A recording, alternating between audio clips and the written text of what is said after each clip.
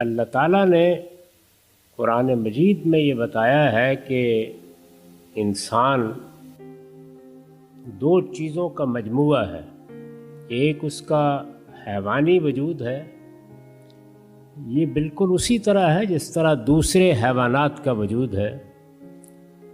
یہ حیوانی وجود ایک قالب ہے، اس کو آپ سادہ لفظوں میں جسم کہہ سکتے ہیں، لیکن یہ زندہ ہستی اسی زمین سے پیدا کی گئی۔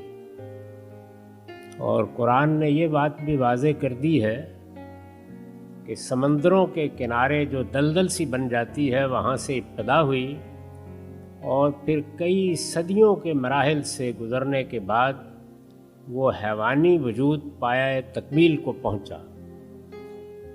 قرآن نے ایک لفظ استعمال کیا ہے کہ کئی مرحلوں میں ہم نے اس کا تسویہ کیا۔ جیسے آپ ایک چیز بناتے ہیں تو پہلے اس کو آپ ایک صورت دے دیتے ہیں اور پھر آہستہ آہستہ اس کی تزئین کرتے ہیں۔ جیسے گھر بناتے ہیں تو ایک گرے اسٹرکچر کھڑا ہو جاتا ہے، اس کے بعد آپ اس میں کہیں پتھر لگا رہے ہیں اور کہیں قالین بچھا رہے ہیں۔ اللہ تعالیٰ نے یہ بتایا ہے کہ میں نے انسان کے حیوانی وجود کو بھی اسی طرح بنایا اور پھر اس کا تسویہ کیا، یعنی اسے ہر لحاظ سے بالکل درست کر دیا۔ جب وہ اس مرحلے تک پہنچ گیا تو پھر سورہ سجدہ میں یہ فرمایا ہے کہ آسمان سے اس کی شخصیت اس کے اندر الہام کی۔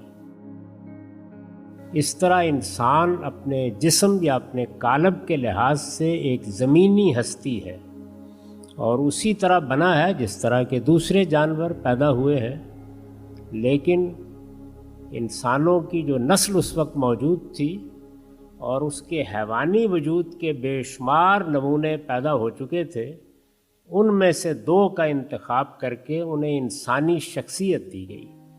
تو انہی کو قرآن مجید نے آدم و حوا کی حیثیت سے متعارف کرایا ہے۔ حوا کا نام تو قرآن میں نہیں آیا، لیکن ان کی شخصیت کا تعارف قرآن نے کرا دیا ہے۔ تو یہ آدم و حوا ہیں جن کو پہلی مرتبہ انسانی شخصیت دی گئی اور اللہ تعالیٰ نے ان کو پیغمبری کے منصب پر فائز کیا۔ آدم علیہ السلام کو نہ صرف یہ کہ انسانی شرف حاصل ہوا، بلکہ اللہ تعالیٰ نے اپنی وحی ان پر نازل کی اور انہیں پیغمبر بنایا۔